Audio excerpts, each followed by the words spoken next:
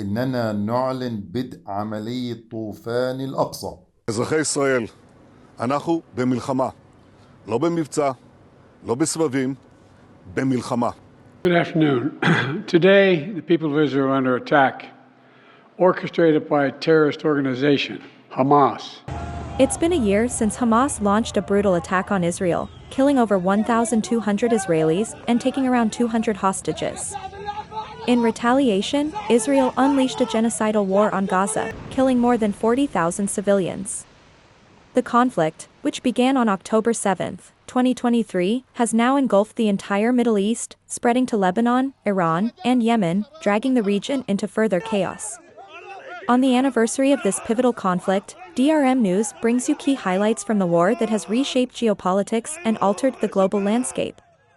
These visuals show the incoming rockets in southern areas surrounding Gaza and in the greater Tel Aviv area early on Saturday, October 7th, before Hamas fired a barrage of rockets enabling their fighters to cross the border. At least 30 Israeli police officers were killed in fighting inside Israel, many of them in Sderot, where Hamas took control of the police station, 2 miles from the Gaza border. The images of the bodies of dozens of Israeli civilians sprawled across the streets of towns, gunned down at an outdoor dance party, and abducted from their homes were like nothing seen before in the decades-old Israeli-Palestinian conflict. Hamas also captured civilians. The number of hostages kept rising over time from 100 at the start to more than 220 by October 25, including women and children and Israeli soldiers, the military said. One amateur video geolocated to the Gaza Strip showed a barefoot woman with arms tied behind her back being dragged from the back of a black 4x4 vehicle by armed men and then bundled into a back seat of the vehicle. The woman, her hands tied with black zip ties, was seen with injuries to her left elbow and right foot.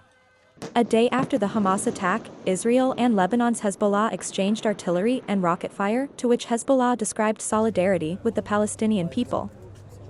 Israel pressed on from October 7 onwards with retaliatory strikes, the most intense ever against Gaza, which, by October 9, had killed more than 500 people and left thousands injured. A Reuters video showed the moment Gaza's National Bank building was hit during an Israeli airstrike on October 8. Israel struck the refugee camp of Jabalia, east of al-Shadi, in Gaza City on October 9. U.S. Secretary of State, Antony Blinken, started shuttle diplomacy with a visit to Tel Aviv on October 12 and told Israeli Prime Minister Benjamin Netanyahu, "We're here, we're not going anywhere." He later met with Palestinian Authority President Mahmoud Abbas in Jordan. There can be no more business as usual with Hamas. Murdering babies, burning families to death, taking little children as hostages. These are unconscionable acts of brutality.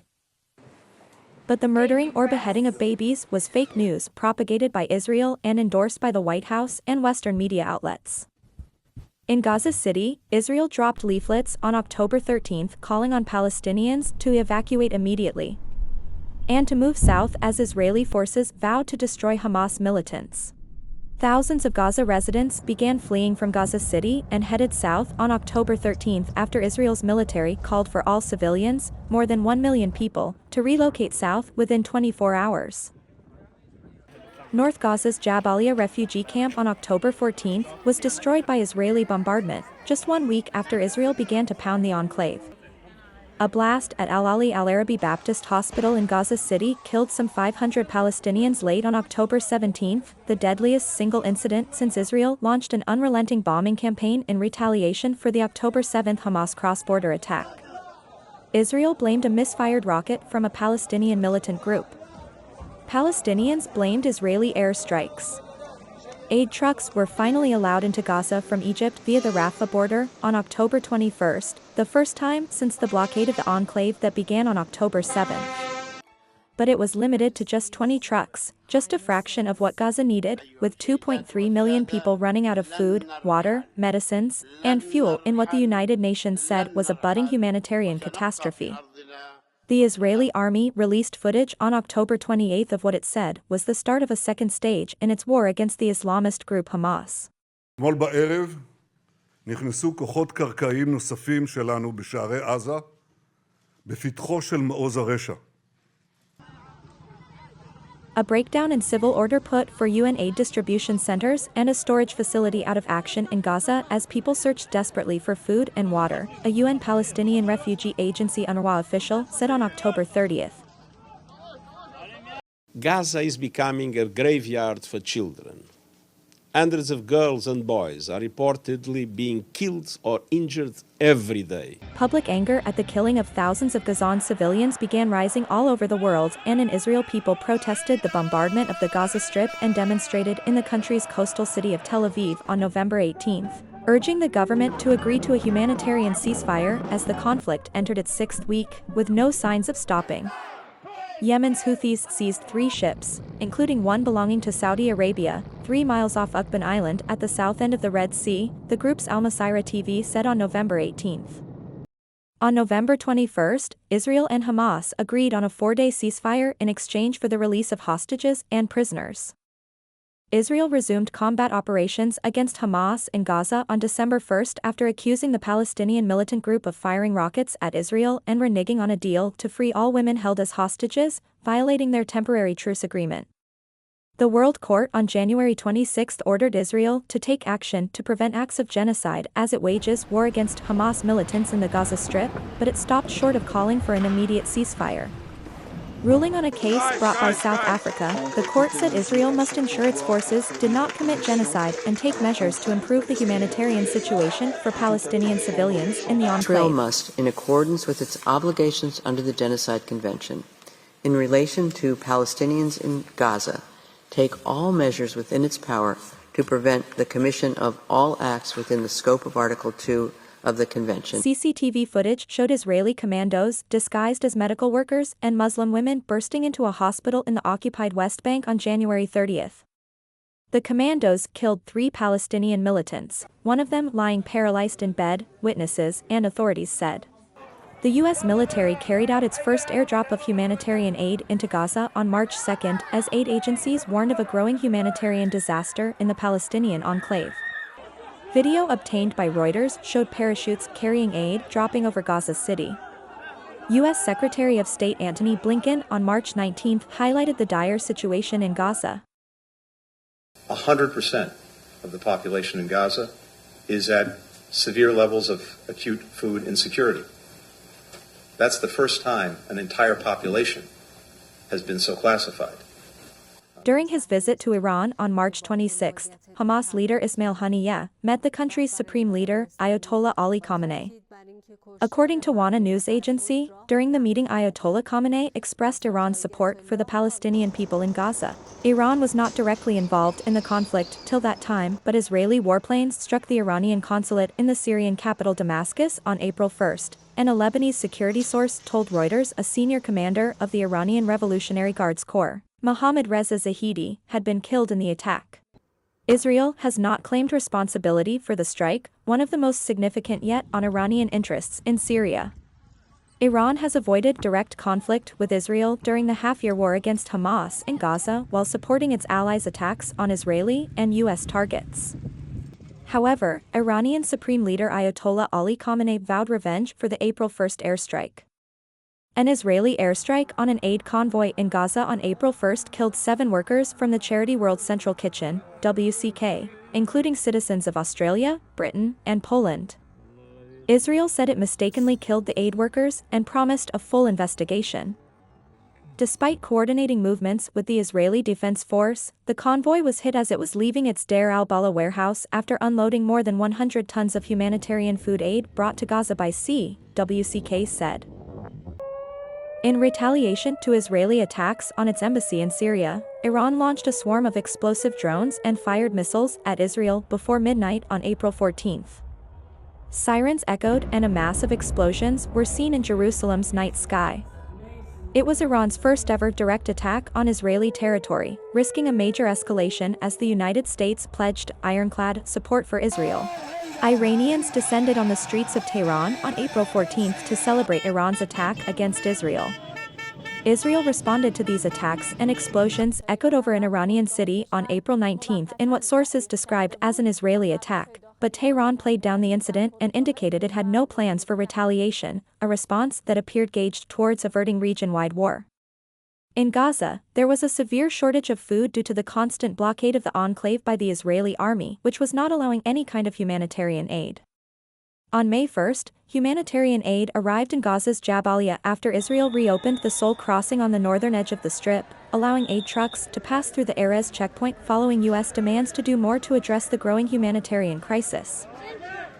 Reopening the Erez crossing has been one of the main pleas of international aid agencies for months, to alleviate hunger, which is believed to be most severe among the hundreds of thousands of civilians in the enclave's northern sector.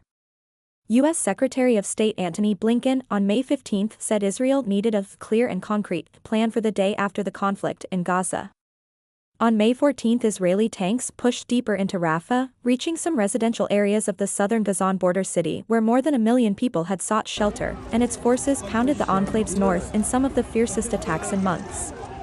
Israel's international allies and aid groups have repeatedly warned against a ground incursion into Rafah, where many Palestinians fled and where Israel says 4 Hamas battalions are holed up. The International Criminal Court Prosecutor's Office said on May 20 it had requested arrest warrants for Israeli Prime Minister Benjamin Netanyahu, his defense chief, and 3 Hamas leaders for alleged war crimes. Israeli Prime Minister Benjamin Netanyahu and Minister of Defense Yoav Gallant bear criminal responsibility for the following international crimes committed on the territory of the State of Palestine from at least the 8th of October 2023. I have reasonable grounds to believe that 3 senior leaders of Hamas, Yahya Sinwar, Mohammed Daif, and Ismail Haniyeh, bear criminal responsibility for the following international crimes.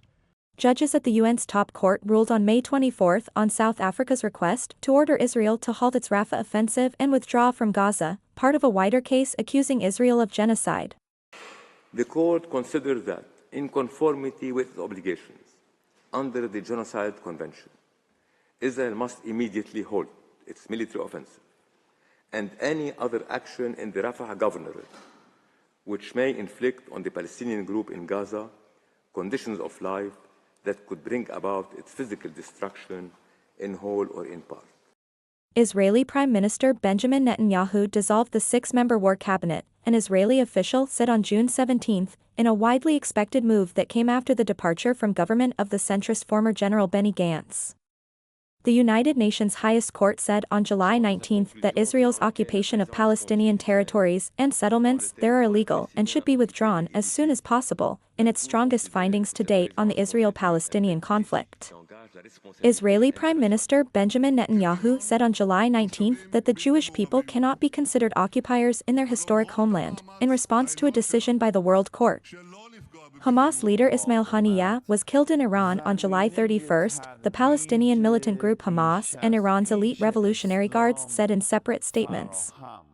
Haniyeh was last seen in Iran on Tuesday, July 30, in some of the last recorded footage filmed a day before he was killed. The head of Hamas military wing, Mohammed Daif, was killed in an Israeli airstrike in Gaza in July, the Israeli military said on August 1, a day after the group's political leader was assassinated in Tehran. More than 100 Palestinians were killed and dozens wounded in an Israeli strike on a Gaza school sheltering displaced people, the Hamas-run Gaza government said on August 10, an airstrike the Israeli military said had targeted a Hamas command center. The strikes hit when people sheltering at the school were performing dawn prayers, leading to many casualties, the Hamas media office said in a statement. On September 17, thousands of pagers exploded in Lebanon, most of them were used by Hezbollah fighters. CCTV captured the moment a man's bag exploded in a supermarket in the Lebanese capital of Beirut on September 17. Eyewitness footage captures smoke pouring from a building's windows following an explosion in Beirut, Lebanon, on September 18. The blast is believed to have happened during the second wave of mobile device explosions in the country. Reuters was able to independently verify the location by buildings, trees, and road which matched satellite imagery of the area. Several videos uploaded on September 18 showed smoke at the same location. Mourners bid farewell on September 22 to Hezbollah senior leader Ibrahim Akil and Hezbollah member Mahmoud Hamad, who were killed on September 20 during an Israeli strike on Beirut's southern suburbs. At this time, Hezbollah and Israel were in direct clash with each other. Israel did not comment on the pager's blasts in Lebanon, but Hezbollah blamed it for the attacks. A series of powerful explosions shook Beirut on Friday, September 27, and thick clouds of smoke rose over the city, Reuters witnesses said, in what Lebanese media said were a series of Israeli airstrikes on the Hezbollah-controlled southern suburbs of the city. Lebanon's Hezbollah leader Hassan Nasrallah was the target of the strike, U.S. news website Axios said on Friday, citing an Israeli source. The Israeli military said the strikes targeted the Iran-backed group's central command. The Israeli military posted on the social media website X on Saturday, September 28, saying Hezbollah leader Syed Hassan Nasrallah would no longer be able to terrorize the world. מדינת ישראל חיסלה אתמול את רב המרצחים חסן נסראללה. סגרנו חשבון עם מי שאחראי לרצח אין ספור ישראלים ואזרחים רבים של מדינות אחרות, כולל מאות אמריקנים ועשרות צרפתים. נסראללה לא היה עוד מחבל, הוא היה המחבל. أوقفوا هذه الجريمة، أوقفوها الآن، أوقفوا قتل الأطفال والنساء، أوقفوا حرب الإبادة، أوقفوا إرسال السلاح لإسرائيل. لا يمكن لهذا الجنون أن يستمر. إن العالم بأسره يتحمل المسؤولية. Netanyahu on September 27 held up a map of the curse, referring to Iran, Iraq, and Syria during his speech at the United Nations General Assembly. It's a map. Look at the second map. It's a map of a curse. It's a map of an arc of terror that Iran has created and imposed from the Indian Ocean to the Mediterranean. Rockets lit up the skies over Jerusalem on October 1 after Iran fired a salvo of ballistic missiles at Israel in retaliation for Israel's campaign against Tehran's Hezbollah allies in Lebanon. Alarms sounded across Israel and explosions could be heard in Jerusalem and the Jordan River Valley after Israelis piled into bomb shelters. A video released by the Israeli army on October 2 purportedly showed ground operations by the Israeli military in Lebanon. Reuters was not able to independently verify the location or the date when the video was filmed. Israel said that regular infantry and armored units were joining ground operations in southern Lebanon, but said they would remain limited and localized in scope. Today, Israeli airstrikes targeted Beirut's southern suburbs, as blasts lit the darkened skyline of the Lebanese capital early, ahead of the one-year anniversary of the 2023 attacks that sparked the war in Gaza. The conflict in Lebanon, which started a year ago with cross-border strikes by Hezbollah in solidarity with Hamas, has rapidly expanded in the past couple of weeks. The United States and other allies have supported Israel's right to self-defense, but Israel has faced wide international condemnation over its actions in Gaza, and now over its bombarding of Lebanon.